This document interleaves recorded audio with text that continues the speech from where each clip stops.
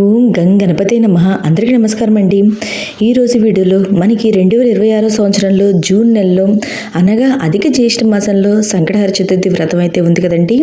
అయితే ఈ రోజున స్వామివారికి పూజ ఎలా చేసుకోవాలి, ముడుపు ఎలా కట్టుకోవాలి, ఇంకా స్వామివారికి అర్ఘ్యం ఎలా సమర్పించాలి, ఉపవాస నియమాలు ఏంటి, ఇంకా పూజ పాటించవలసిన నియమాలు ఏంటి అని అన్ని విషయాలు కూడా ఈ వీడియోలో తెలియజేస్తాండి.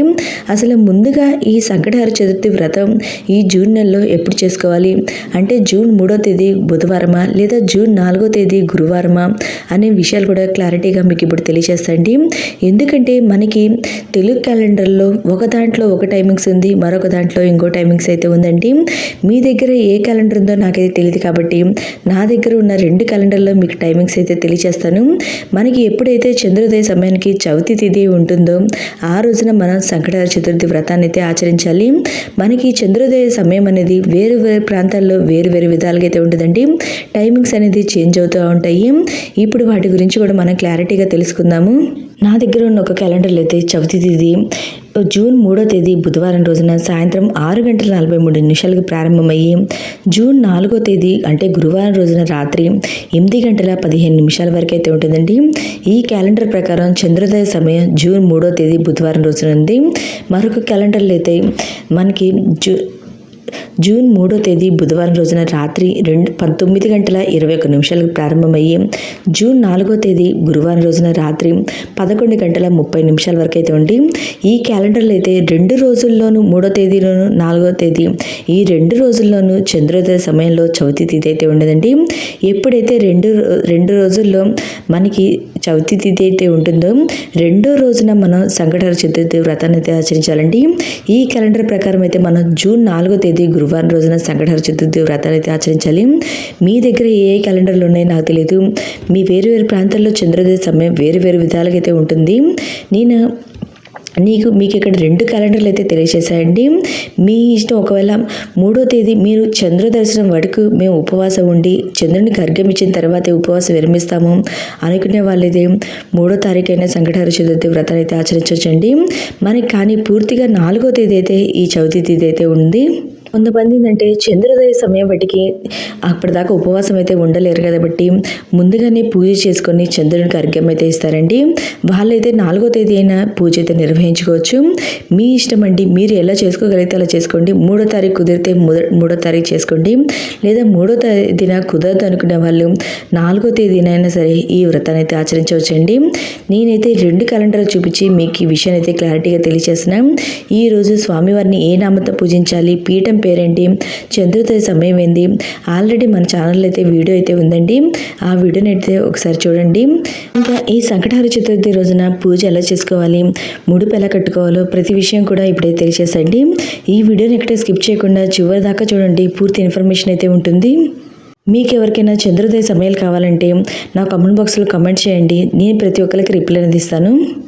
మీరెవరైనా తీవ్రమైన సమస్యల్లో కష్టాల్లో ఉన్నప్పుడు అంటే డబ్బు సమస్య కానివ్వండి, ఆరోగ్య సమస్య కానివ్వండి, ఇంకేమైనా తీవ్రమైన కష్టాల్లో ఉన్నప్పుడు ఆ సమస్య తీరదు అని అనిపించినప్పుడు ప్రతి నెల కూడా పౌర్ణమి తిథి తర్వాత వచ్చేటువంటి చవితి రోజున సంకటహర చతుర్థి వ్రతాన్ని కనుక ఆచరిస్తే మీరు 3 నెలలు కానీ 5 నెలలు కానీ 9 నెలలు కానీ ఇలా సంకల్పం తీసుకొని ఈ వ్రతాన్ని కనుక ఆచరిస్తే అతి శీఘ్రంగా మీకు ఫలితం అనేది ఉంటుంది. నా పూర్తి నమ్మకంతో నేను ఈ విషయం అయితే తెలియజేస్తున్నానండి. ఎవరైనా సరే మీ వ్రతాన్ని అయితే ఆచరించవచ్చు. ఇంకా పూజ ఎలా చేసుకోవాలో నేను ఇప్పుడైతే తెలియజేస్తానండి. ఈ రోజున ఉదయాన్నే నిద్రలేచి తలంటు స్నానం అనేది చేసుకొని ఇంటిని పూజా మందిరాన్ని శుభ్రం చేసుకోవాలి. ఈ సంకటహర చతుర్థి రోజున ముఖ్యంగా పాటించవలసిన నియమాలైతే ఏంటి అంటే ముందుగా ఈ వ్రతాన్ని ఆచరించుకోవాలనుకుంటే ఆ రోజున ఇంట్లో నాన్ వెజ్ అనేది తినకూడదండి. తలకి నూనె అనేది రాయకూడదు. బ్రహ్మచర్యం అనేది పాటించాలి. ఇంకా తప్పకుండా ఈరోజు కూడా పూజ చేసేవారు ముడుపు అనేది కట్టుకోవాలండి. ఈ ముడుపు అనేది మనం 2 విధాలుగా కట్టుకోవచ్చు. అదేమిటో నేను తర్వాత తెలియచేస్తాను అండి ఈ వీడియోలో. ముందుగా మనం ఎక్కడైతే పూజ చేయాలనుకుంటున్నామో అక్కడ ఒక పీఠం ఏర్పాటు చేసుకోవాలండి. ఆ పీట పైన ఒక క్లాత్ అనేది వేసుకొని 3 గుప్పెలు బియ్యం అనేది వేసుకొని స్వామివారి చిత్రపటం అయితే పెట్టుకోవాలండి. 3 గుప్పెలు బియ్యం వేసుకొని ఆ బియ్యం పైన పసుపు కుంకుమ అక్షింతలు వేసుకొని స్వామివారి చిత్రపటం అయితే పెట్టుకోవాలండి. మనం ఇక్కడ 2 గణపతులకైతే పూజ చేయాలండి. ముందుగా ఆదిదేవుడైన గణపతికి పూజ చేయాలి. తర్వాత సంకటహర చతుర్థికి గణపతికి పూజ అయితే చేయాలండి. ఆదిదేవుడైన గణపతిని మీరు ఎవరైనా మనం పసుపుతో చేసిన గణపతికైనా ఆదిదేవునిగా పూజ చేయొచ్చు, లేదా మీరు పెట్టుకున్న పటానికైనా ఆదిదేవునిగా పూజ చేయొచ్చండి. సంకటహర చతుర్థి గణపతికి పసుపు గణపతికైనా చేయొచ్చండి. నేను ఇక్కడ ఆదిదేవుని కంటే మనం ఏ పని ప్రారంభించినా ముందుగా గణపతికి పూజ అయితే చేయాలండి. మనం చేసే పనుల్లో ఎటువంటి ఆటంకాలు ఉండకూడదని ముందుగా గణపతి పూజ చేయాలి. నేను ఇక్కడ పసుపు గణపతికి ఆదిదేవునిగా పూజ అయితే చేసుకుంటున్నాను అండి. గణపతికి పసుపుతో విగ్రహం ఉన్న విగ్రహం అయినా పెట్టుకోవచ్చండి. ఇంకా ఈ రోజున మీ దగ్గర విగ్రహం ఉంటే పంచామృతాలతో అభిషేకం అనేది చేసుకుంటే చాలా మంచిదండి. నేను ఇక్కడ ముందుగా మనం పసుపు గణపతికి ఆదిదేవునికి పూజ చేసుకోవాలి. గణపతికి ధూపం దీపం నైవేద్యం సమర్పించాలండి. కర్పూర హారతి అనేది ఇవ్వాలి. ఇలా మనం ఉదయం పూట పూజ అయితే నార్మల్గా చేసుకోవాలండి. అంటే దీపం వెలిగించుకొని మనం ముడుపు కట్టుకొని నార్మల్ పూజ అయితే చేసుకోవాలి. మనం సాయంత్రం పూజ చేసుకునే వాళ్ళు ఏంటంటే పంచోపచారాలతో షోడోపచారాలతో పూజ అయితే చేయాలండి. సాయంత్రం చేసేవాళ్ళు ఇలా ఉదయం నార్మల్గా పూజ చేసుకొని పంచోపచారాలతో పూజ అయితే చేసుకోవచ్చు. సాయంత్రం మట్టికి షోడోపచారాలతో పూజ అనేది చేయాలి. ఉదయం సింపుల్గా పూజ చేసుకొని ముడుపు అనేది కట్టుకోవాలండి. సాయంత్రం షోడోపచారాలతో పూజ అనేది చేసుకోవాలి. ఉదయం నుండి రాత్రి వరకు చంద్రోదయం వరకు ఉపవాసం అనేది ఉండాలండి. ఖచ్చితంగా ఉపవాసం అనేది ఉండాలండి. ఉపవాసం ఉండలేము అనుకునేవారు పాలు పండ్లు అనేవి తీసుకోవచ్చు.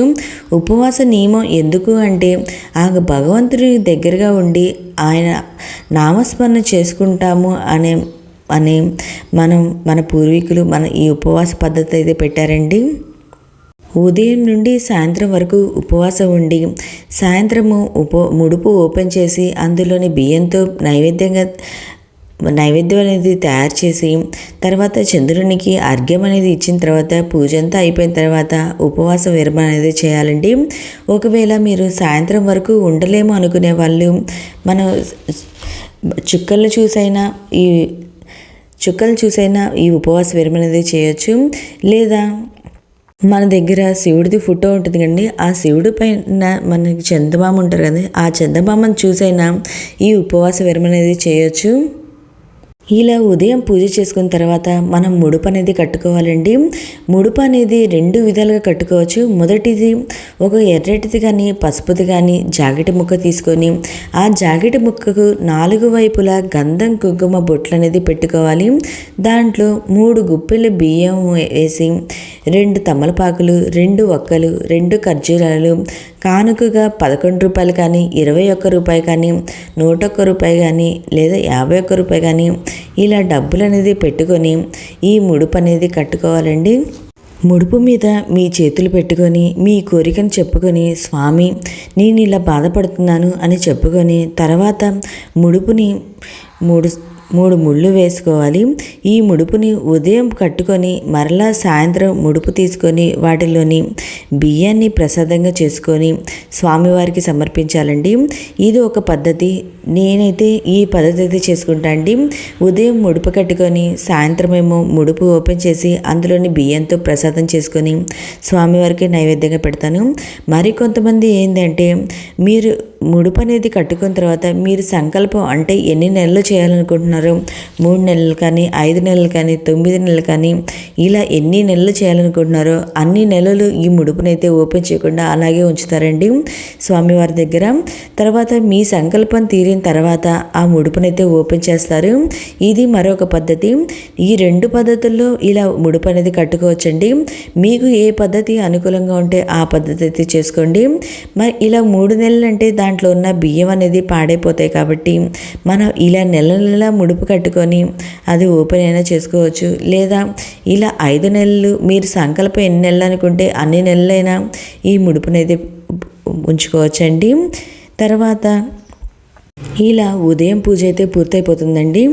ఉదయం మనం ముడుపు కట్టుకొని నార్మల్గా దీపారాధన చేసుకొని పంచోపచారాలతో పూజ అయితే చేసుకోవాలి. ఇంకా ఆ రోజంతా ఉపవాసం ఉండాలి. మీరు ఉపవాసం ఉండలేదు అనుకునే వాళ్ళు పాలు పండ్లు అనేది తీసుకోవచ్చండి. లేదా అది కూడా చేయలేము అనుకునే వాళ్ళు మీ ఇష్టం, నార్మల్గా టిఫిన్ అయితే చేయండి. కానీ ఉపవాసం అనేది కంపల్సరీ అయితే ఉండాలండి. ఇక్కడ నేను గణపతి ఫోటోకి సంకటహర గణపతికిగా ఇంకా సాయంత్రం పూజ అయితే చేసుకోవాలండి. సాయంత్రం ఏంటంటే మనం షోడోపచారాలతో పూజ చేయాలి. షోడోపచారాలంటే 16 ఉపచారాలు ఉంటాయండి. ఈ 16 ఉపచారాలతో మనం పూజ అయితే చేయాలి సాయంత్రం వేళలో. ఒకవేళ మీరు షోడోపచార పూజ మాకు చేయడం రాదు, మేము చదువుకోలేదు అనుకునే వాళ్ళు నార్మల్గా పూజ అయినా చేసుకోవచ్చండి. ఇంకా ఇలా మనం సాయంత్రము ముడుపు అనేది తీసి దాంట్లోని బియ్యంతో పొంగలి స్వామివారికి ఏ ప్రసాదం చేయాలనుకుంటున్నారో ఆ ప్రసాదం అయితే తయారు చేయొచ్చు. ఇంకా మీకు ఈ ముడుపులోని బియ్యం సరిపోలేదు ప్రసాదంగా, కొన్ని బియ్యం ఎక్కువగా యాడ్ చేయొచ్చు అనుకుంటే ఇంకొన్ని బియ్యం కలిపి కూడా మనం ప్రసాదంగా చేయొచ్చండి. నేను ఇక్కడైతే ప్రసాదంగా బెల్లపన్నాన్ని చేసుకుంటున్నాను అండి. మీ ఇష్టం ఉండ్రాలైనా చేసుకోవచ్చు, బెల్లపన్నమైనా చేసుకోవచ్చు. మీకు ఏ ప్రసాదం వీలుగా ఉంటే ఆ ప్రసాదం అయితే చేసుకొని స్వామివారి దగ్గర అయితే పెట్టుకోవచ్చండి. ఇలా మనం ప్రసాదం చేసుకొని అందులోని దక్షిణగా వేస్తాం కదండి డబ్బులు, ఆ డబ్బులు ఏంటంటే ఆ సాయంత్రం గుడికి వెళ్ళి మన హుండీలు అనేది వేయాలి. ఒకవేళ ఆ రోజు కుదిరిన వాళ్ళు తర్వాత రోజు నెక్స్ట్ డే అన్న వెళ్ళి హుండీలు అనేది వేయాలండి ఆ డబ్బుల్ని. ఇలా నైవేద్యం అంతా కూడా సమర్పించిన తర్వాత మనం అక్షింతలు చేతిలో పట్టుకొని సంకటహర చతుర్థి వ్రత కథనైతే చదవాలండి. చదవడం కానీ వినడమైనా కూడా చేయొచ్చు. ఆ తర్వాత మనం చంద్రోదయం వరకు వెయిట్ చేసి చంద్రునికి అర్ఘ్యం అనేది చూపించి ఉపవాస విరమణ అనేది చేయాలండి. చంద్రునికి ఒకవేళ మీరు చంద్రుడి దర్శనం కనిపించలేదు అనుకుంటే మేము అప్పటిదాకా ఉండలేము అనుకునే వాళ్ళు సాయంత్రము 6:30 తర్వాతైనా నక్షత్ర దర్శనం చేసుకొని ఆ నక్షత్రం చూస్తూ అర్ఘ్యం అనేది ఇవ్వాలండి. లేదా అది కూడా మాకు కుదరలేదు అనుకునే వాళ్ళు పరమశివుని ఫోటోలు శివయ్య తల మీద చంద్రుడు ఉంటాడు కదండి, ఆ చంద్రుడిని చూస్తూ కూడా అర్ఘ్యం అనేది ఇవ్వవచ్చు.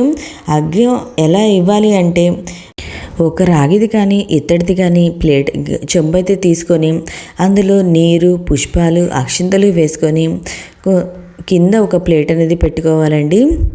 నేల మీద ఒక ప్లేట్ అనేది పెట్టుకొని చంద్రుని చూస్తూ ఓ చంద్రాయ నమః ప్రథమ అర్ఘ్యం సమర్పయామి, ఓ ద్వితీయ అర్ఘ్యం సమర్పయామి, తృతీయ అర్ఘ్యం సమర్పయామి అంటూ 3 సార్లు చంద్రునికి అర్ఘ్యం అనేది ఇవ్వాలండి. ఇలా అంతా అయిపోయిన తర్వాత గణపతి దగ్గరికి వచ్చి టెంకాయ సమర్పించి ఆ తర్వాత మంగళహారతి అనేది ఇవ్వాలండి. ఈ విధంగా మనం ప్రతి నెల కూడా స్వామివారికి పూజ అనేది చేసుకోవాలి. ప్రతి నెల కూడా ఒకే విధంగా పూజ అయితే చేసుకోవాలండి. అంటే ఉదయం పూజ చేసుకొని ముడుపు కట్టుకొని ఉపవాసం అయితే పాటించాలి. తర్వాత సాయంత్రము మనం పూజ చేసుకొని ముడుపులోని బియ్యంతో ప్రసాదంగా చేసి చంద్రదర్శనం చేసుకొని చంద్రునికి అర్ఘ్యం ఇచ్చి ఉపవాస విరమణ చేసి ఇలా మనం సాయంత్రం పూజ అయితే చేయాలండి. ఇలా ఉదయం సాయంత్రం 2 పూటల ఈ పూజ అయితే చేయాలండి. ఇంకా ఈ విధంగా మనకి సంకటహర చతుర్థి పూజ అయితే చేసుకోవాలి. ఓకే అండి, మీకు ఇంకా ఈ సంకటహర చతుర్థికి సంబంధించి పూజకి సంబంధించి చంద్రోదయ సమయానికి సంబంధించి ఏమైనా సందేహాలు ఉంటే నా కామెంట్ బాక్స్లో కామెంట్ పెట్టండి. ప్రతి ఒక్కరికి రిప్లై అనేది ఇస్తాను. ఓకే అండి, థ్యాంక్ యూ ఫర్ వాచింగ్. మీకు ఈ వీడియో నచ్చినట్లయితే లైక్ చేయండి, మీ ఫ్రెండ్స్ అండ్ ఫ్యామిలీ మెంబర్కి షేర్ చేయండి. ప్లీజ్ సబ్స్క్రైబ్ చేసుకోండి మన ఛానల్ని. ఓకే అండి, థ్యాంక్ యూ.